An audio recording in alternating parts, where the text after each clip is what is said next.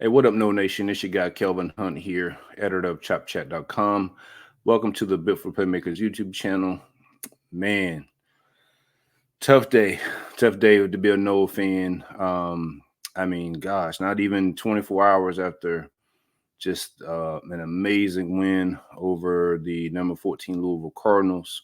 My plan today was to get some content out on the site, which I did. I slept like 2 hours last night. Getting some content up on the game, and was expecting to be able to write about FSU being one of the four teams in the college football playoff and whoever the potential matchup was, and all that good stuff, all of the goals for this program remaining, along with all the ones that they have accomplished thus far this year. And obviously, that's not going to happen. The College Football Playoff Committee decided to drop FSU down to the number 5 slot and move one loss Alabama and one loss Texas ahead of the Noles. And so, in this particular episode, we want to talk about some of the fallout from that decision, and kind of where does FSU go from here. Man, just amazing. I wasn't even watching the show live. I had just gotten out of church and had some buddies that were texting me, and I was kind of checking online here and there just to see what the vibe was. And I could tell that the fans were in a tizzy, but I was like, hey, we're a passionate fan base, so it's whatever. I really didn't see FSU AD Malcolm Alford tweeting. I think if I'd have saw him tweeting what he was tweeting, I probably would have gotten a little more concerned about it, because I would, if I had seen it in real time, I think I would have probably raised my eyebrow a little bit, like, why does it feel like he has to go to social media to plead our case when FSU's resume speaks for itself, right? And then, of course, I got a bunch of texts, a bunch of wows, and unbelievable. And so right then and there, I kind of knew the fix was in, so to speak, for the Noles. And man, just a damn shame, considering how well that team played against a Louisville program that ranked 14 in the country. And I want you to think about that, man. That's crazy when you think about it. And here was my rationale for thinking that we were going to be fine as far as FSU staying in the top 4. The committee had moved FSU up to number 4 after they had beaten a mediocre Florida team with the backup quarterback. Moved us to number 4, so I was like, okay, well, we just beat the number 14 team with the third string quarterback by 10 points. Was it pretty? No, but it was by 10 points. And then you look at Michigan, and FSU had more total offensive yards against Louisville than Michigan had against Iowa. And I'm just like, oh man, just unbelievable. I feel for those guys, man. You go out there and knowing you got to win, and knowing you got a third string quarterback. Defense puts it on their shoulders. Shout out to Adam Fuller. Like I tweeted last night, a lot of cats owe Adam Fuller an apology. Defense is, man, that's one of the most dominant performances I've seen in the last, 10, 15, maybe 20 years. Unbelievable. A top 20, top 25 offense that averaged, 30 plus a game, and you hold them to 6 points. And you get the win, and you just, you're just so happy. You won your first ACC championship since 2014. And, you see the joy of the players and the coaches. And then less than 24 hours, it feels like that game meant absolutely nothing. How can it? It's a dark day for college football, man. Dark day for college football. Politics as usual, as Jay-Z said. Politics as usual. And what are some of the ramifications of this decision? Well, part of it, I think, was the committee knew that the format is going to change. I wrote about this on Chop Chat today. I think the committee knew that the format was going to change next year. So, it probably felt like, well, we can get away with it because it's not going to be the same format next year.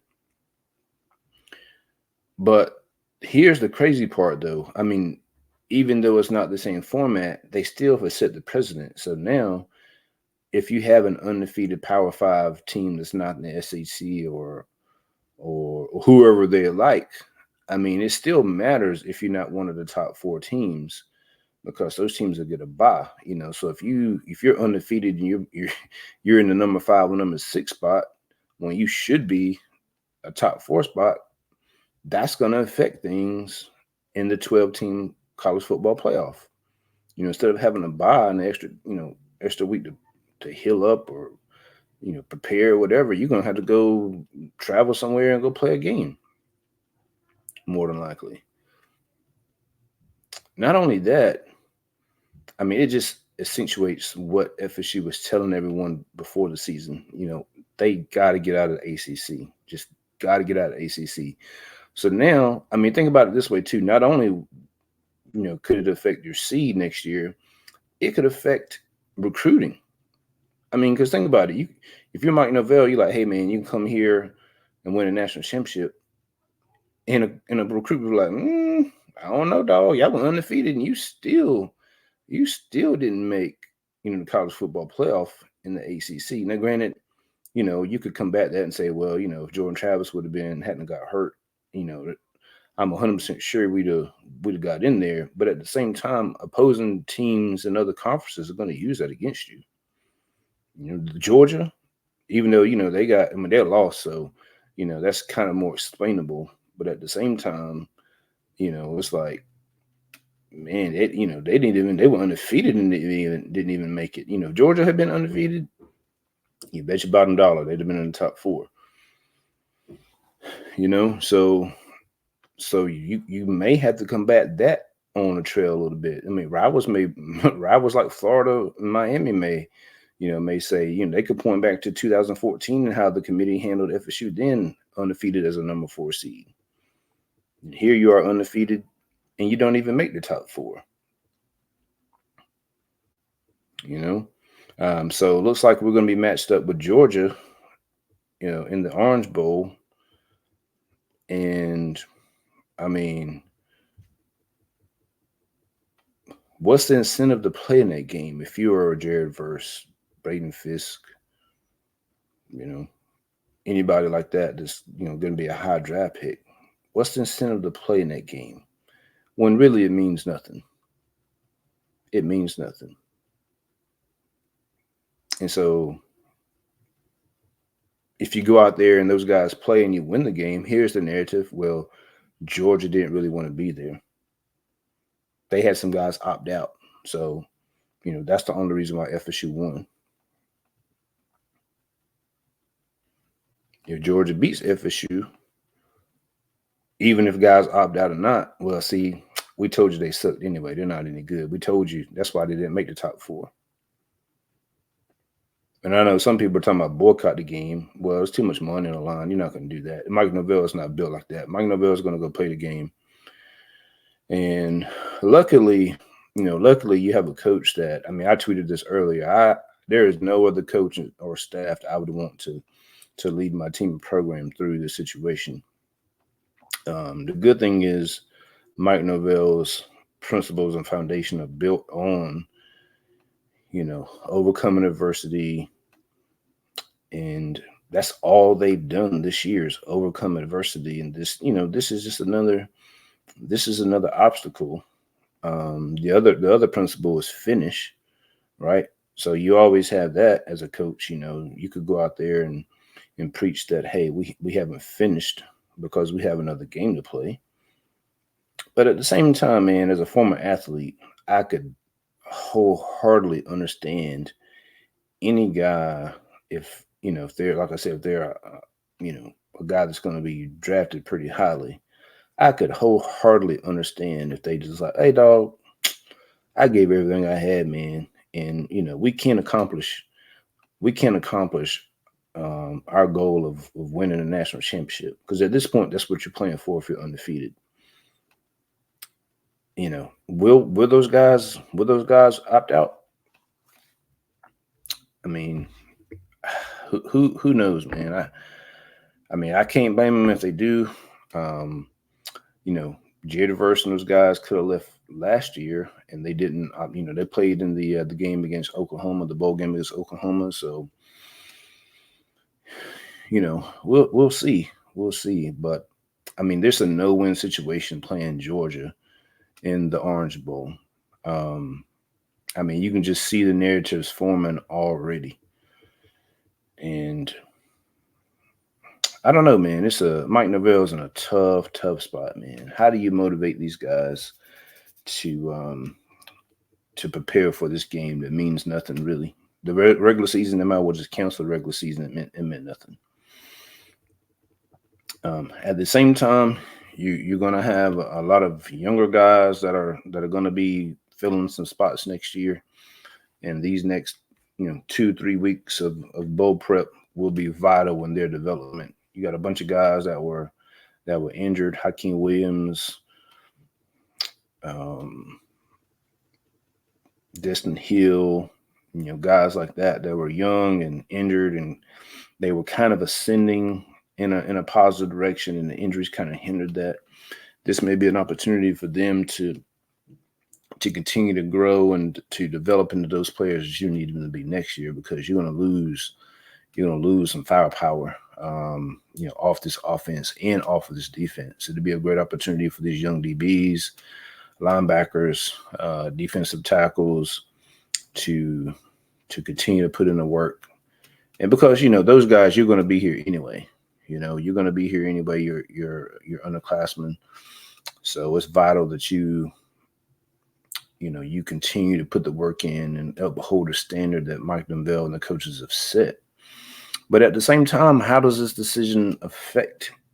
How does it affect those dynamics? I mean, how much weight is it going to hold if Mike Norvell and the coaching staff are telling you, hey, do this, do this, do this, and you'll be in a position to win a national championship, and it doesn't happen. Now they could always fall back on where Jordan Travis got hurt, and that's the reason they're using it. But it's not fair. It's a double standard.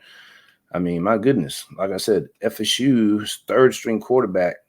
I mean, he didn't. A lot of it was direct snaps to the running back, but whatever it takes to win the game, you win the game. And FSU's offense put up more total yardage against a better team in Louisville than Michigan put up against Iowa on Saturday night. I mean, Alabama went life and death with Auburn. They needed a Hail Mary to score whatever it was, 30 points or whatever it was in that game. A terrible Auburn team. They went life and death with South Florida at one point this year. Arkansas, who's a 4-win team, they beat them by 3 points. Beat Texas A&M by 5 points. They're a 7-win team. And so it just goes to the double standards of teams in the SEC and in the Big Ten. Big Ten, Michigan got caught cheating. Coach got suspended. Oh, it's all good, man. They played a bunch of cupcakes and cheated to win, but we're still going to keep them in the playoffs. Man, unbelievable. Unbelievable. But it's going to be interesting. Obviously, FSU is going to play in this Orange Bowl. Mark Neville has already done the press conference for it, him and Kirby Smart. And I mean, really, it's going to be telling to see how this unfolds with which FSU players decide to play. Now, look, he may be able to rally these guys and get all of them to play in this bowl game. And if that's the case, they'll go out there with Tate Rodemaker, and he'll have 2-3 weeks to prepare for Georgia. And look, the way the FSU defense played Saturday night, man. I mean, man, that defense could play with anybody. I mean, anybody. I mean, that was unbelievable. Um, Unbelievable. Now, there's a difference in the trenches for Georgia and Louisville, but at the same time, Georgia could have some guys opt out as well. So you never know until you play the game, which is the whole point of the college football playoff and playing the games. But if you'd have asked the committee or a bunch of media before Friday night if they'd have thought that Oregon was going to beat Washington, you'd have been like, oh yeah, that's no question, no question. Washington goes out there and beats them for the second time, when a lot of people thought that Oregon should have won the first game, me included.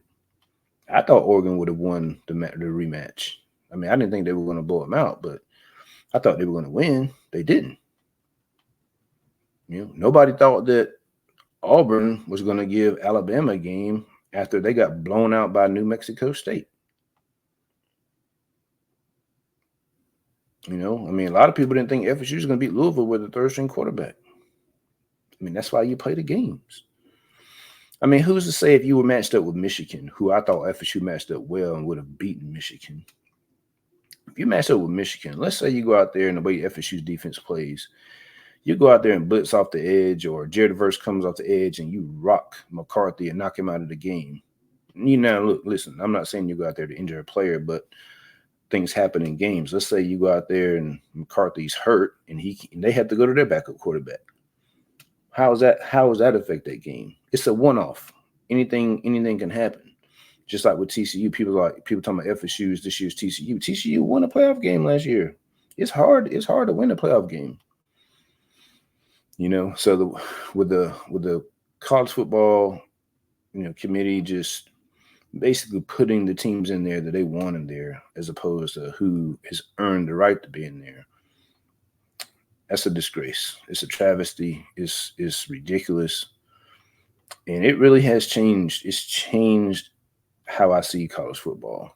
I mean, I knew there was some BS with college football. I mean, obviously the SEC and these networks, Big Ten, they all have an agenda and whatnot. And it's one of the reasons why FSU wanted to leave, this rinky-dink conference. And I saw one of these dummies up here in North Carolina talking about, the reason why FSU didn't get the benefit of the doubt was because of how they handled the whole, Jimbo to Willie situation. And I'm like, that's the most ridiculous statement ever.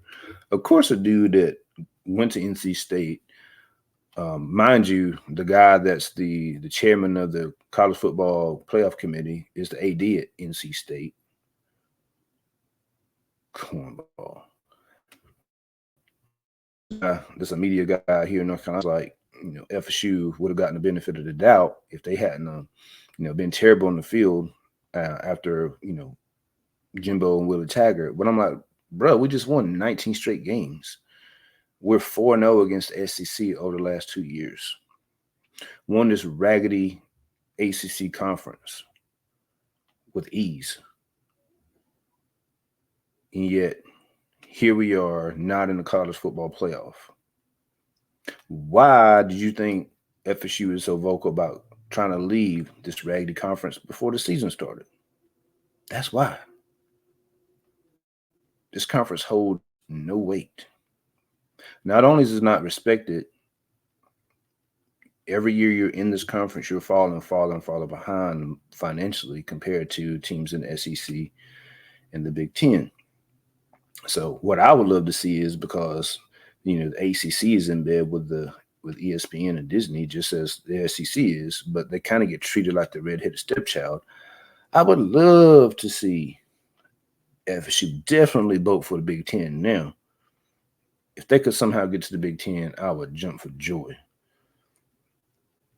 Not only would you make more money, but then you would at least not have to deal with the politics and how ESPN and those talking heads talk about FSU when comparing them to other teams. I mean, it's been unbelievable how Kirk Herbstreit and all of these talking heads have been, I mean, they've been building this up. I mean, it's been a nonstop conversation It kind of was coming up even before Jordan Travis, got hurt. Oh well, they only won by 21 points instead of 30.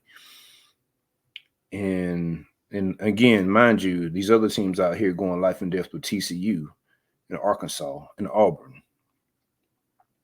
I mean, it's ridiculous, man. I don't even know. I don't know, man. It just changed everything I plan to do this week regarding. I mean, I wanted to really give time to, and I still plan to give time to this Louisville performance. I mean, that was such a gutty performance on offense and defense because both and special teams. A shout out to Ryan Fitzgerald for making 2 out of 3 field goals when last year. I mean, we were scared that he wasn't even going to make an extra point. But I plan to dig into that game just because they deserve that. Those guys fought like hell to win that game, and they deserve that. So, and I hope as an FSU fan, you don't tune out because they got snubbed. This program has literally come from hell and is now back among the elite, even though they didn't get treated as such on Sunday. But as an FSU fan, I would encourage you to continue to support the program, support these players, give to the battle's end. And that's the only way you're going to be able to stay, where you are right now. One other thing I didn't think about either really too is like, well, with the way they did the FSU, the committee did the FSU, I mean, how does that make Mike Norvell feel about what's possible here? With the way they did FSU and being in the ACC, does that make him look at FSU differently? If somebody else comes calling with a bunch of money, they easily could say, "Hey, look, man, you went undefeated in that conference. You still got snubbed. Come over here. We'll give you more money and these resources, and we can see what's possible. We think you can make it happen over here." A lot of fallout, a lot of ramifications from that one dumb decision by a committee that obviously values politics, money, greed over the integrity of the sport. And it's a damn shame, I tell you. But anyway, man, that's all I got. I just want to kind of give you some ideas of what I've been thinking about since this announcement took place. I'm interested to see how this team responds, how Mike Norvell responds. If I, been following the team since Mike Norvell, well before he's been coach, but obviously since he's been coach, and I mean, I don't expect anything less than for him to, stay on the message that he always does. Overcome this obstacle, fight for your brother, finish. Like he says, how you do anything is how you do everything. So I expect nothing less from him. And like I said, I wouldn't want anybody else leading this team program right now. So stick with us, man. And we're going to continue to pump out FSU content. So if you haven't subscribed, make sure you do so. Go ahead and hit those notifications, turn those notifications on so you'll know when everything's released. And until next time, go Noles.